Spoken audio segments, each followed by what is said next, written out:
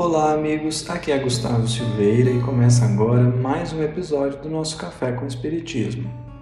Hoje estudaremos a resposta da questão 912 de O Livro dos Espíritos, dando continuidade ao que comentamos no episódio anterior. Kardec perguntou: qual o meio mais eficiente de combater-se o predomínio da natureza corpórea? E os espíritos responderam: praticar a abnegação. Antes de falarmos sobre essa virtude, nos chama a atenção o verbo utilizado pelos espíritos: praticar. Segundo o dicionário, praticar, entre outras coisas, significa executar rotineiramente. E cremos seja esse o significado que os espíritos quiseram dar. É como praticar um esporte. Você busca a excelência mediante a prática, a repetição.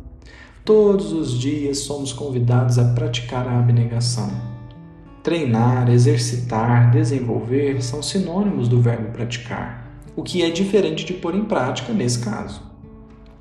Como já comentamos em episódios passados, pôr em prática pede uma mudança brusca e repentina de atitude, enquanto que praticar traz a ideia de tentar, buscar, cultivar ao longo dos dias, meses e anos. Mas então, o que vem a ser a abnegação? Para isso, pediremos a ajuda do benfeitor Emmanuel, que comentou justamente essa questão no livro Religião dos Espíritos, no capítulo 79, intitulado Abnegação. Não leremos a mensagem toda, embora recomendemos fortemente a leitura. Emmanuel diz assim: no estudo da abnegação, fitemos em Cristo o exemplo máximo. Emissário de Deus entre os homens, podia exigir um palácio para nascer, mas preferiu asilar-se no abrigo dos animais.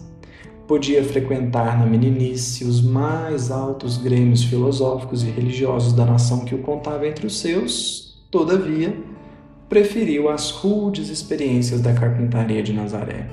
E assim prossegue Emmanuel, dando vários exemplos em que Jesus foi abnegado, para então concluir: sofrer por obrigação é resgate humano, mas sofrer para que outros não sofram é renúncia divina.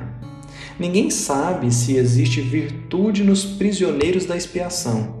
Entretanto, a virtude mostra-se viva em todo aquele que, podendo acolher-se ao bem próprio, procura acima de tudo o bem para todos. Se podes exigir e não exiges, se podes pedir e não pedes, se podes complicar e não complicas, se podes parar de servir e prossegues servindo, estarás conquistando o justo merecimento. Não vale, pois, reclamar a abnegação dos outros para a melhoria do mundo, porque o próprio Cristo nos ensinou, à força de exemplos, que a melhoria do mundo começa de nós. Extraordinária mensagem de Emmanuel, que, portanto, nos auxilia a compreender que a abnegação é quando abrimos mão de um direito para que outra pessoa seja beneficiada. Não é dever, não é constrangimento, é livre-arbítrio. Se podes exigir e não exiges, estarás conquistando o justo merecimento, como diz Emmanuel. E a reflexão se aprofunda aqui, quando vemos em O Evangelho segundo o Espiritismo o Espírito da Verdade nos convocar à abnegação e ao devotamento. Porém, para comentar acerca disso, convidamos o nosso irmãozinho Vitor Hugo, que nos auxiliará nesse entendimento. Está com você, irmãozinho.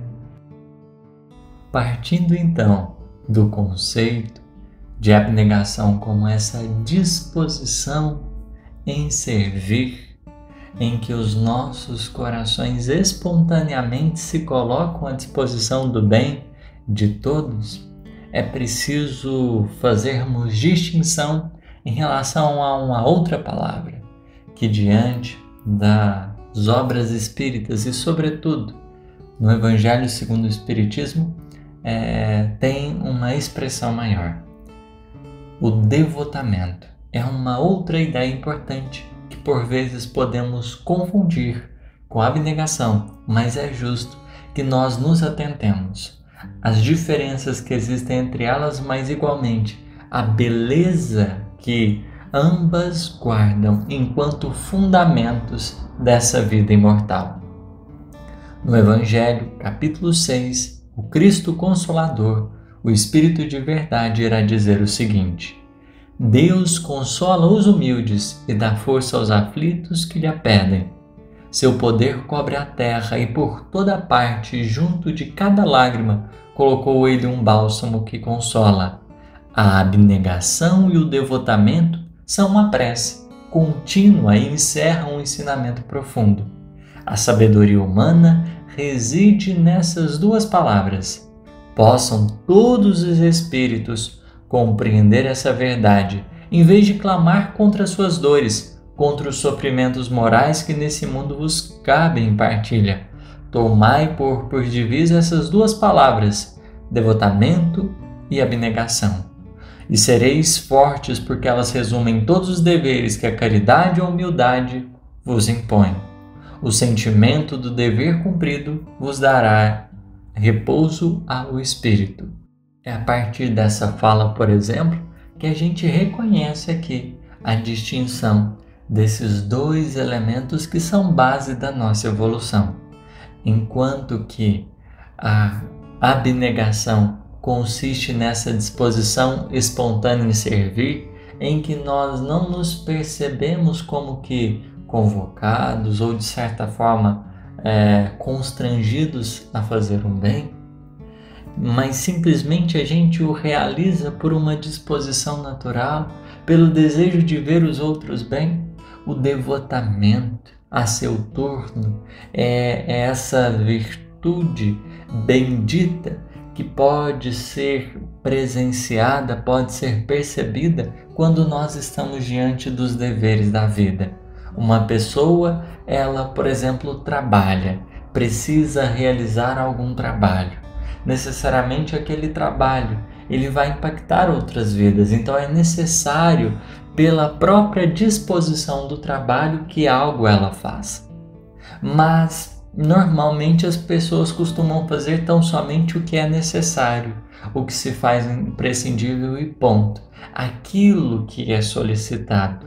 O devotado, ele abraça aquela responsabilidade e doa de si mesmo perante aquilo que é necessário fazer. Ele vai além do necessário e, a partir dos melhores sentimentos, ele serve com disposição e alegria.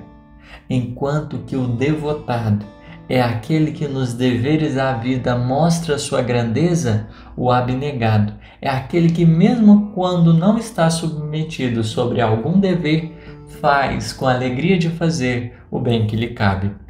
São, em verdade, as duas condições. A vida vai nos colocar em deveres, nos convidando ao devotamento, mas, em verdade, além de nos devotarmos ao bem, é preciso nos abnegarmos, fazendo o possível para escolher quando a gente tiver um espaço de escolha, quando as situações não nos constrangerem a nada, a gente começar a escolher o bem, pelo caminho verdadeiro, a preferir servir do que ser servido, a preferir alegrar alguém, a utilizar desse tempo, desses recursos, para ver um coração melhor. São essas duas palavrinhas, uma prece, contínua, e encerram um ensinamento profundo, porque falam sobretudo da caridade e humildade, que nos cabe cada vez mais procurar.